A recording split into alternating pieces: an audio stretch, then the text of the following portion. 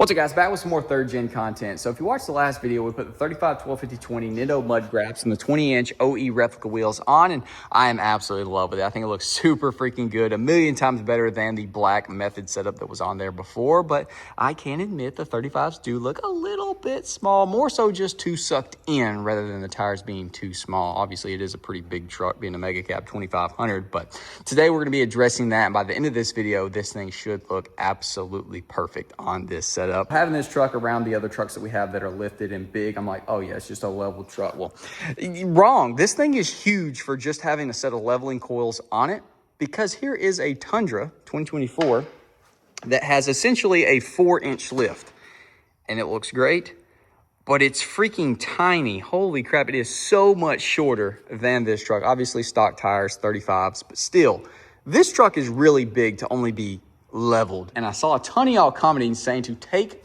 the weather guard toolbox off because it still looks like a clapped out freaking work truck, apparently, to some. The Tundra is officially back home, and now in its place is the OBS, because we got some mods going on this thing tomorrow that's going to look super good, so be on the lookout for that video. But when I was negotiating the price down on this truck, the previous owner was like, yeah, I can do that, but I'm keeping my toolbox, which it's super annoying. People start taking things off of their truck in order to get the price down. But I mean, I guess at the end of the day, we still got the truck, so all is good. And now we have a truck with the toolbox on it that we don't necessarily want. And so why not just go ahead and slam it on here and see how we feel about it. I don't even know if the bed sizes are even close to the same in dimension wise. So this thing could be way too long or too short, or it's probably gonna be too long, but it could also be perfect. So let's go ahead, snatch this thing off of here, throw it on this, and see how it looks.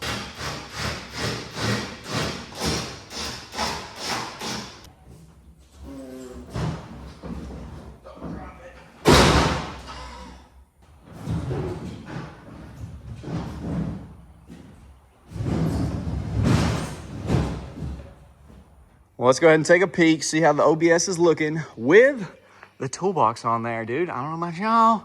I think it looks pretty freaking good. So drop a comment. Let me know if you think we should keep it on there or not. We'll have to decide once we get the truck out of the shop and really get the full 360 effect. I like that a lot. Now, the big question, does the Mega Cab look better without it?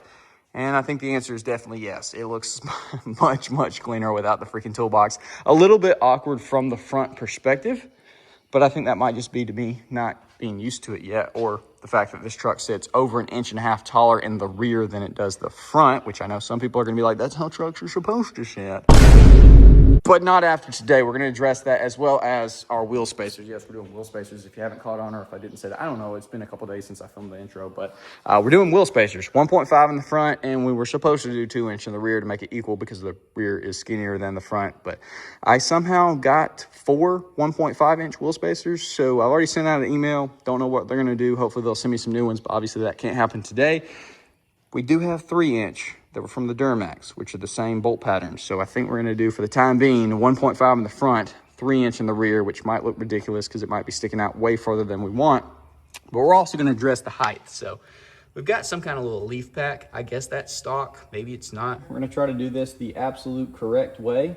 You could do red if you wanted. I don't know how long these are gonna end up staying on here, because we do have a little different wheel and tire setup that I'd like to try at some point. So red thread locker might actually be a little overkill, but blue should be totally fine. So let's go ahead, slip our hub-centric 1.5-inch wheel spacer on, and you'll notice that the studs do stick out a little bit past. So if you have stock wheels, well, let me show y'all real quick. So if you have stock wheels, you can probably do this without any issue. If you don't, you'll have problems. So you notice right here, there's these little divots.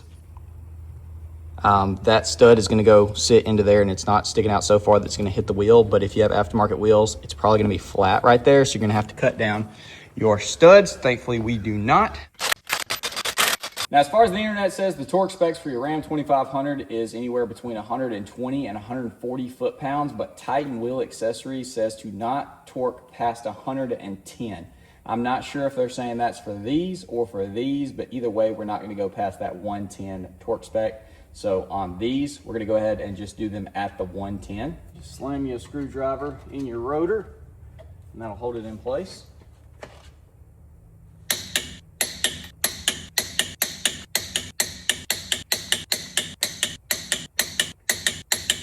All right, now we can go ahead and throw our wheel and tire back on. I forgot to hit record, but all I did was snug them up. So now we're gonna go back and torque them down to spec. 110 on these as well. All right, there she is. All are properly torqued down. So let's go ahead and get a little look. Oh man, so much better. Right, perfectly flush, maybe just a hair outside of the fender flare, which is absolutely perfect. That looks a million times better already, but that back there ain't looking very good. Good gosh, it sucked in so much. Maybe the 3-inch will actually be better after all. So I already tried the 3-inch and it's just too much. It's literally got the wheel and tire sticking out like a full inch outside the fender, which does not look good because it does not even remotely match the front.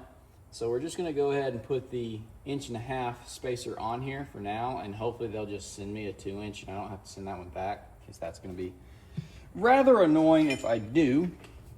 But if I do, I will. But this is gonna get it at least flush with the fender, and hopefully it won't look like it's still so much more sucked in than the front.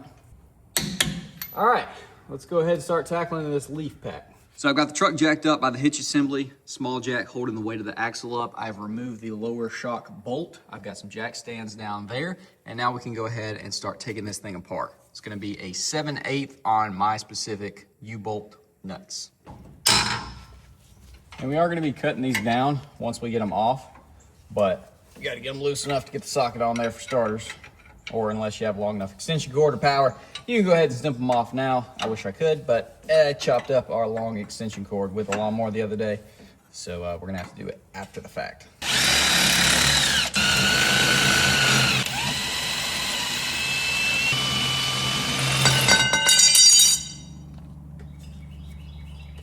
Now we can remove this guy, and PB Blaster, WD-40, something like that is definitely gonna be your friend here. A little bit of corrosion going on. Now we got a 3/4, so go ahead and pop these free.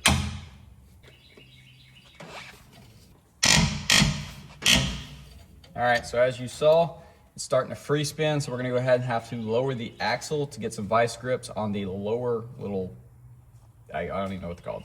They're just a circle. They go into the packs down here, so let's go ahead and lower the axle down some. Actually, before that, we'll go ahead and throw some clamps on this thing just to hold everything in place, at least the pieces that we want to stay. And you gotta go pretty low in order to get those bolts out, because they're pretty freaking long.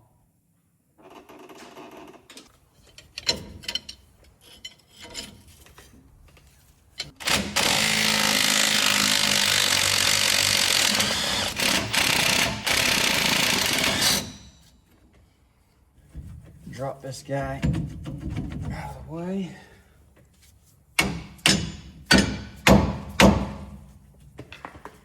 And we're gonna have to let the axle down a little bit more. All right. Slip this out of the way. Now we definitely could take more of the leaf pack apart in order for this truck to sit lower, but I don't want to go too crazy with it. So here is what we took off. We're just gonna go ahead and remove these guys right here, and then throw this piece back in there. This little alignment pin could go in one of these other ones if any other are thinner. I don't think they are. I think they're all the same size, but this is basically how much we're gonna be removing. So hopefully it's gonna drop the truck at least a full inch.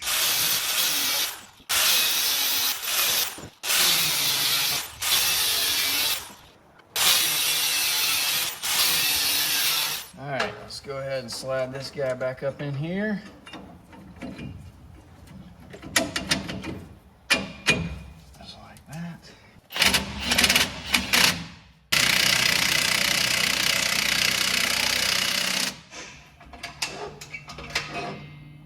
And we should probably go ahead and throw our shock bolt in there. Remember, everything is a hammer.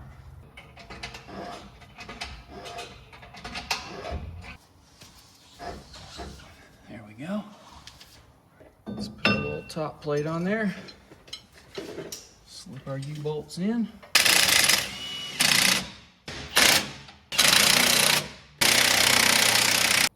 And just like that, she is whooped. I got to tighten our shock bolts down, but everything else is good to go. So now I'm just going to go ahead, throw our wheel and tire on, and I guess go get some freaking B-roll. We're going to see how this thing sits with the 1.5-inch wheel spacers, front and rear, paired with removing however many we did. What was it? 1, 2, 3, and then I guess one technical little baby leaf spring. So hopefully she's going to be sitting like freaking perfect.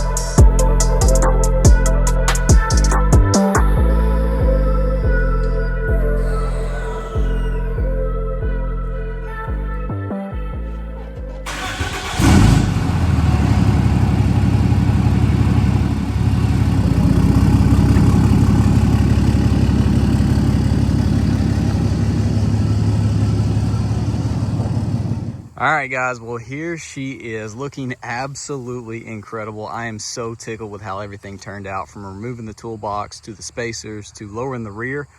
Dude, it's just freaking perfect, minus the fact that we need the 2-inch spacers on the rear instead of the 1.5, but Titan wheel spacers or whatever they're called. They're already sending me out a new set, so I guess I get to keep these. I will have to redo everything, but that's no big deal at all. And it's got it almost perfect. So the front, genuinely, walled clap wagon, looks perfect. It is super flush with the fender flare. And then the rear, it needs just a smidge more out.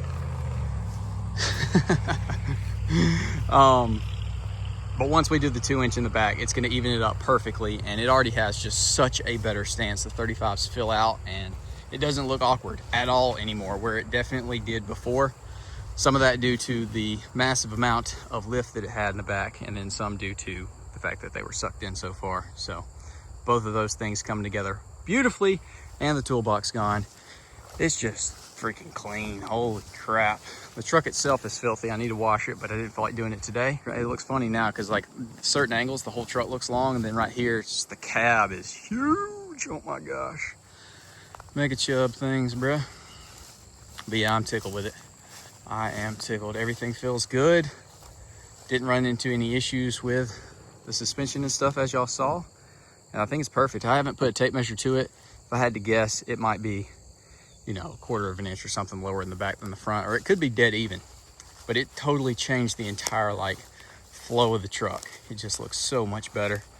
Obviously out here with some glorious lighting helps that as well, which there's already been a Jeep out here. So if there's anything torn up, it wasn't me, it was the Jeep. Was not me, because your boy ain't spun a tire and I ain't gonna spin a tire. We're out here chilling. Wish I could buy this place, man. It is gorgeous. Can you imagine a house right here? Got this huge front, way away from the road. Got this huge back, a nice little creek, which isn't flowing, but still, they probably want like $1 million or something for this. You know, link in bio, please donate. Just kidding. I am perfectly happy with my place. There's the Jeep.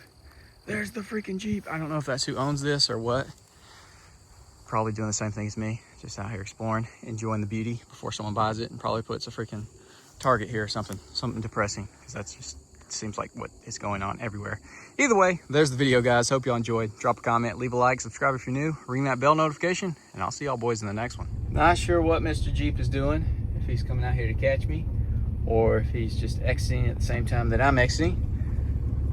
Boy, I guess we're gonna find out. Well, funny enough, that was not the owner. That was other people looking at potentially buying the place, which they said that the part that I was on isn't even what's for sale. It's the part that was over beside where they were at. So, yeah, I don't freaking know. But I was like, you know what? We're going to go ahead and meet them. If they're over there creeping and they think I'm up to no good, might as well go talk to them. So, I actually think they thought I was about to get on to them. Because I was like, y'all on this?